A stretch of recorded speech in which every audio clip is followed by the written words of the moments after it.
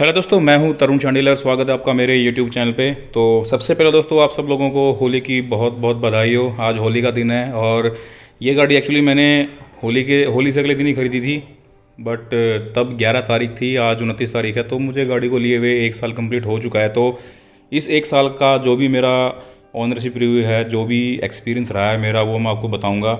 और उसके बाद फिर आप लोग देख लेना आपको गाड़ी आपके लिए सही है या नहीं है। जो भी मुझे इसकी अच्छी चीज़ें लगी, जो भी मुझे इसकी गलत चीज़ें लगी, वही चीज़ें मैं आपको बताऊंगा। तो उससे आपको थोड़ा सा बेटर एक ऑप्शन, एक आपको ओपिनियन मिल जाएगा गाड़ी को आप कंसिडर करें या ना करें। तो दोस्तों, वीडियो को लास्ट तक जरूर देखना, आपके बहुत काम आएगा। तो चलिए वीडियो शुरू करते हैं। सबसे पहले बात करते हैं कि मुझे ये गाड़ी के अंदर मतलब क्या चीज़ें मेरे को अच्छी नहीं लगी। तो सबसे पहले अगर बात करें, मैंने एक वीडियो भी बनाया था जिसके अंदर मैंने अल्ट्रोज की काफ़ी सारी चीज़ों के बारे में बताया था जो कि मुझे अच्छी नहीं लगी। तो वही चीज़ें हैं, बस ज़्यादा कुछ नहीं है उसके अलावा। एक तो जो इसकी जो प्रोजेक्टर लाइट है उसके अंदर एलईडी नहीं है। एक्चुअली कम से कम प्रोजेक्टर के अंदर कंपनी को एलईडी देनी चाहिए थी, मेरा तो ये मानना है। बाकी हर बंदे की अपनी अपनी राय होती है।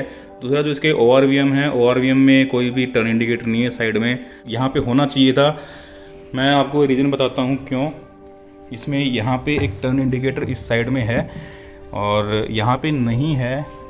और ये जो टर्न इंडिकेटर है, ये देखिए, ये जो टर्न इंडिकेटर है ये थोड़ा सा नीचे की तरफ है। यानी अगर कोई बड़ी गाड़ी, सपोज कीजिए कोई ट्रक वगैरह, कोई बड़ी गाड़ी आपकी गाड़ी के जस्ट पीछे है, तो आपने क्या इंडिकेटर दिया है उसको यहाँ से देखने में दिन में बहुत ही ज़्यादा दिक्कत होगी, क्योंकि ये अंदर की तरफ गया हुआ है। अगर उस मिरर के ऊपर अगर इंडिकेटर होता तो मे भी उसको वो इंडिकेटर दिख जाता। ये मेरा मानना है, इससे अलग भी कई लोगों की राय हो सकती है। अगली जो चीज़ मुझे पसंद नहीं आई वो देखिए, काफ़ी छोटी सी चीज़ है लेकिन ये ऑकवर्ड लगती है। ये जो इसका रियर वॉशर है, रियर वॉशर की जो प्लेसमेंट है वो काफ़ी अलग सी मेरे को लगी। मतलब ज़रूरत नहीं थी आप यहाँ पे रियर वॉशर की प्लेसमेंट दो। टाटा ने कई सारी गाड़ियों में रियर वॉशर की प्लेसमेंट जो है वो यहाँ पे दे रखी है। चलो यहाँ पे प्लेसमेंट दे दी, लेकिन ये देखिए ये टोटली डी कलर्ड हो चुका है और इसके अंदर यहाँ पे छोटे छोटे स्क्रैचेस भी आए हुए हैं। यानी आप ये पार्ट यार, आप ये थोड़ा सा अगर अच्छी क्वालिटी का लगा देते, क्योंकि जब मैं ये गाड़ी लेके आया था तब ये बिल्कुल रेड कलर का था, इस लाइट के साथ बिल्कुल मैच करता था। लेकिन अब ये वाइट हो चुका है और इसके अंदर क्रैक भी आ चुके हैं। ये चीज़ मेरे को काफ़ी गंदी लगी। बूट की अगर बात कर लें तो यहाँ पे जो लाइट है वो सिंपल लाइट दे रखी है। एक्चुअली अगर आप गाड़ी के बाहर जो लाइट्स हैं, जैसे हेडलैम्प वगैरह है, उनके अंदर अगर आप एलईडी नहीं दे रहे, तो ये जो छोटी मोटी जो लाइटें हैं जो कि गाड़ी के इंटीरियर को जो थोड़ा सा एनहांस करती हैं, इन जगहों पे अगर आप एलईडी लाइट दे देते तो उसका काफ़ी एक अच्छा लुक निकल के आता, काफ़ी अच्छी लगती वो। दूसरा, पावर डिमांड भी एलईडी की कम होती है, तो उससे भी फिर वायरिंग वगैरह के ऊपर कोई ज़्यादा लोड नहीं पड़ता। तो वो चीज़ खैर इतनी मायने नहीं रखती, बट स्टिल लुक्स के लिए ये चीज़ काफ़ी मायने रखती है। गाड़ी के अंदर तो आप एलईडी एटलीस्ट इन जगहों पे दे ही सकते थे।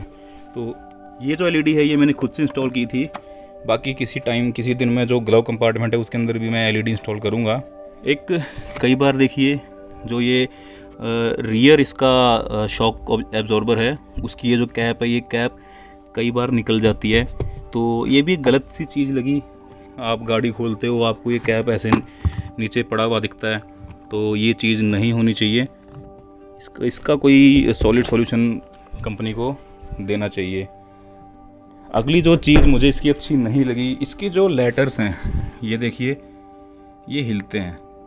अगर आप ध्यान से देखेंगे, आपको शायद कैमरे में दिखाई ना दे रहा हो, बट ये हिलते हैं। अगर किसी ने थोड़ा सा जोर लगा दिया या कोई शरारती बच्चा अगर गाड़ी की लेटर के साथ छिड़कानी करता तो ये लेटर आसानी से निकल जाएंगे। तो ये एक थोड़ा सा कंपनी को इसकी तरफ ध्यान देना चाहिए था। हालांकि कई लोगों को ये निट पिकिंग लगेगी, ऐसा लगेगा कि मैं काफ़ी छोटी छोटी चीज़ों को मैं इशू बना रहा हूँ, बट जो चीज़ मेरे को बुरी लगी वो भी मैं आपको बता रहा हूँ। मैं आपको ओनरशिप एक्सपीरियंस दे रहा हूँ। तो हर किसी ओनर की अपनी अपनी पसंद होती है। उसको गाड़ी के अंदर किसी को कुछ चाहिए होता, किसी को कुछ चाहिए था। जो मुझे चाहिए था गाड़ी के अंदर की ये चीज़ें होनी चाहिए थी, वही मैं आप लोगों को मैं बता रहा हूँ। तो चलिए, अभी बाहर की बात हो गई, अभी अंदर की बात कर लेते हैं। अभी उस साइड में आपको दिखा नहीं सकता, तो एक इन लोगों ने जो रिक्वेस्ट सेंसर था वो सिर्फ यहाँ पे दिया है। जो को पैसेंजर साइड जो कंपार्टमेंट है उसके डोर हैंडल पे कोई भी रिक्वेस्ट सेंसर नहीं है। तो यानी अगर आपके पास चाबी है और आप कीलेस एंट्री चाहते हैं तो आप सिर्फ ड्राइवर साइड से ही कीलेस एंट्री कर सकते हैं। ये भी एक थोड़ी सी गलत चीज़ लगी मुझे। आपको दोनों साइड में एटलीस्ट कीलेस एंट्री आपको देनी चाहिए थी।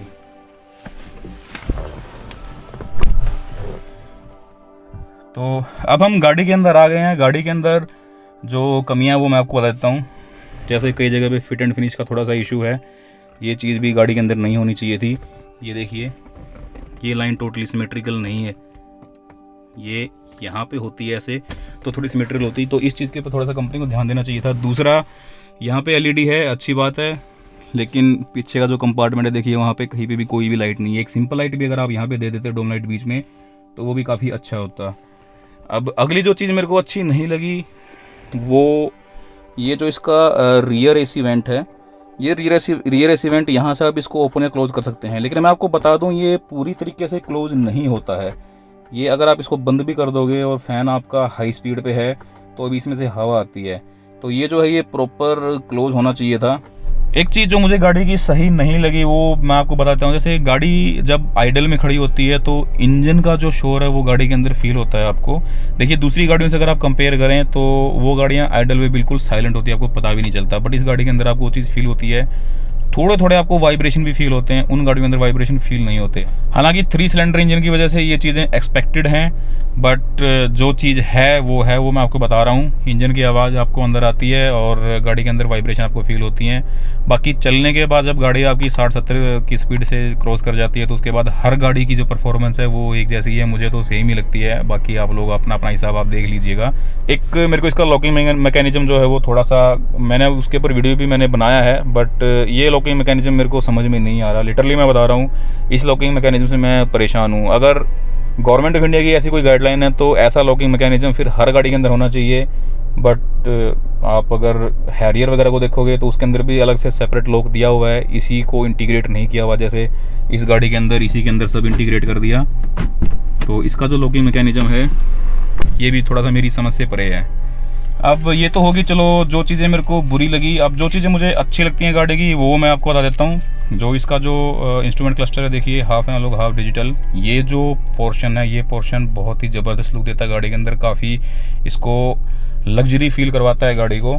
उसके बाद अब जैसे ये मेरा जो वेरिएंट था ये एक्सजेड वेरिएंट है, तो एक्सजेड वेरिएंट के अंदर आपको ये जो स्टीयरिंग है और ये जो गियर का जो पोर्शन है ये सारा आपको लेदर कवर्ड मिलता है, ये भी एक अच्छा लुक इसके अंदर निकल के आता है। जो मुझे अच्छी चीज़ लगी वो गाड़ी की सेफ्टी रेटिंग है, बहुत ही अच्छी। आपको पता है 5 स्टार रेटेड गाड़ी है, तो इसके अंदर आपको सेफ्टी वगैरह को लेके आपको कोई इशू नहीं आएगा। हालांकि देखिए 5 स्टार का मतलब ये नहीं है कि आप गाड़ी को किसी भी स्पीड पे भगाइए, आपका एक्सीडेंट हो गया तो आप बच ही जाओगे। आपको स्पीड लिमिट्स का भी ध्यान रखना है, बट स्टिल जितनी स्पीड लिमिट पे दूसरी गाड़ियाँ क्रम्पल हो जाती हैं, बिल्कुल ठुक जाती हैं, उस स्पीड के ऊपर इस गाड़ी के अंदर उतना डैमेज नहीं आएगा, आपको ये गाड़ी बचा लेगी। तो 5 स्टार रेटेड है। और अगली चीज़ जो मुझे इसकी अच्छी लगी वो इसका सस्पेंशन, बहुत ही शानदार सस्पेंशन है। कहीं पे भी मतलब रोड के जो छोटे मोटे पोर्ट्स होल हैं उनका जो पोर्ट होल्स हैं सॉरी, उनका मुझे पता भी नहीं लगता कि ये गाड़ी वहाँ पे आराम से निकल गई है, और बहुत ही शानदार और बहुत ही आरामदायक इसके अंदर राइड आपको लगती है। अगली चीज़ जो मुझे अच्छी लगी वो उसकी राइड क्वालिटी है।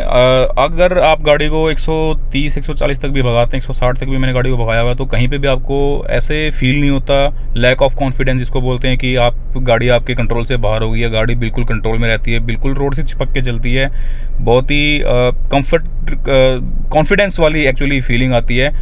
कंफर्टेबल तो है ही, खैर बहुत ही ज़्यादा कॉन्फिडेंस वाली फीलिंग आती है गाड़ी के अंदर जब भी आप गाड़ी को हाई स्पीड के ऊपर लेके चलते हैं। तो वो कॉन्फिडेंस आपको दूसरी गाड़ी के अंदर, मैं नाम नहीं लूँगा, आप समझ गए होंगे, तो उन गाड़ियों के अंदर आपको थोड़ा सा आपको इशू आ सकता है कॉन्फिडेंस के मामले में, बट इस गाड़ी के अंदर ऐसा कोई भी इशू नहीं आएगा।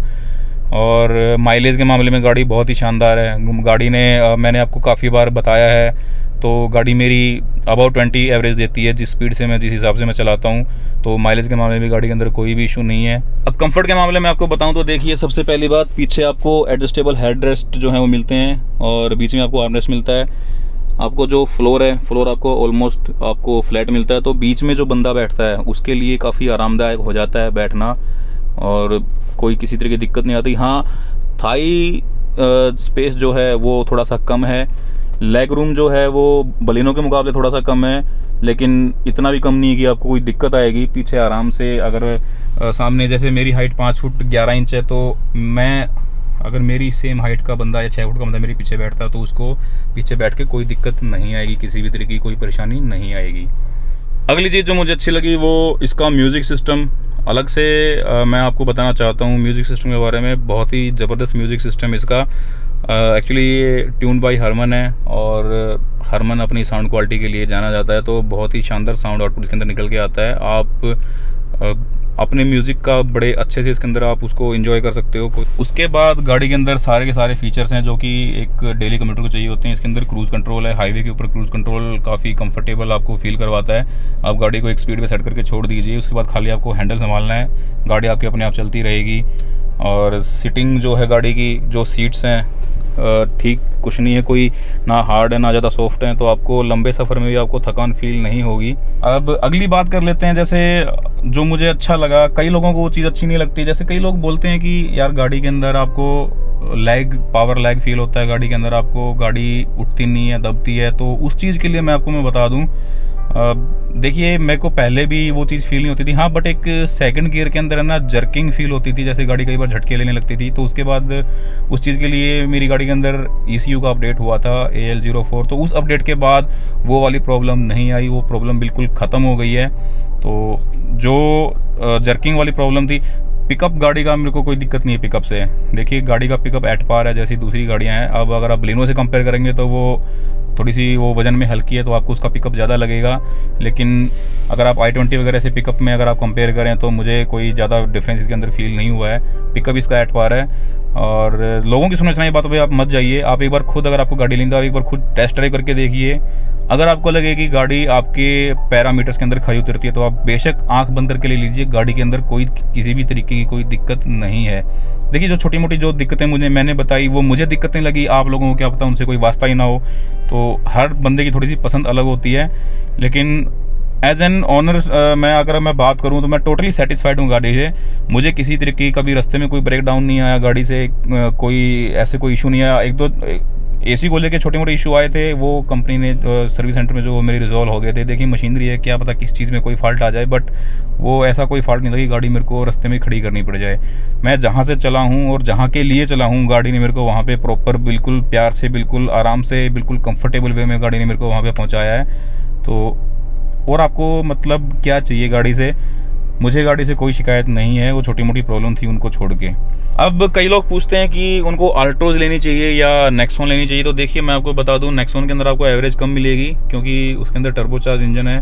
तो अगर आपको एवरेज वगैरह से कोई प्रॉब्लम नहीं है और आप थोड़ा से फीचर्स के साथ समझौता अगर आप कर सकते हैं तो आप नेक्सॉन ले लीजिए, नो डाउट वो भी बहुत ही बढ़िया गाड़ी है। बट अगर आपको फीचर आपको अच्छे चाहिए, माइलेज भी आपको ठीक चाहिए और ग्राउंड क्लियरेंस से कोई प्रॉब्लम नहीं है, आपको लगता है कि आपके एरिया में रोड ठीक है, ज़्यादा ऊंचे ब्रेकर्स नहीं है, तो आप अल्ट्रोज आंख बंद करके ले सकते हैं। हालांकि इसका ग्राउंड क्लियरेंस 165 mm है और इन 12,000 किलोमीटर में आज तक मेरी गाड़ी किसी भी ब्रेकर पे नीचे से टच नहीं हुई है।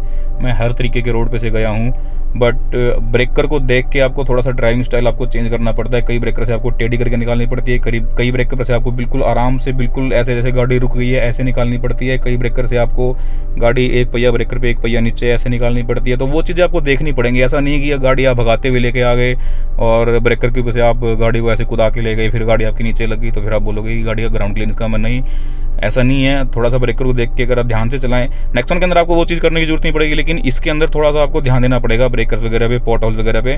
उससे थोड़ा सा गाड़ी को बचा के चलाएंगे तो गाड़ी आपकी बिल्कुल सही चलेगी। तो नेक्सॉन और अल्ट्रोज के अंदर यही है कि अगर आपको एवरेज वगैरह से फ़र्क नहीं पड़ता, नेक्सॉन ले लीजिए। अगर आपको जो ग्राउंड क्लियरेंस है उससे कोई फ़र्क नहीं पड़ता, फीचर आपको दबा के चाहिए, तो फिर आप अल्ट्रोज ले लीजिए। तो दोस्तों आज की वीडियो में बस इतना ही। आशा करता हूँ कि वीडियो आपको पसंद आया होगा। दोस्तों वीडियो को लाइक और शेयर जरूर करना। मिलते हैं अगले वीडियो में, तब तक के लिए टेक केयर।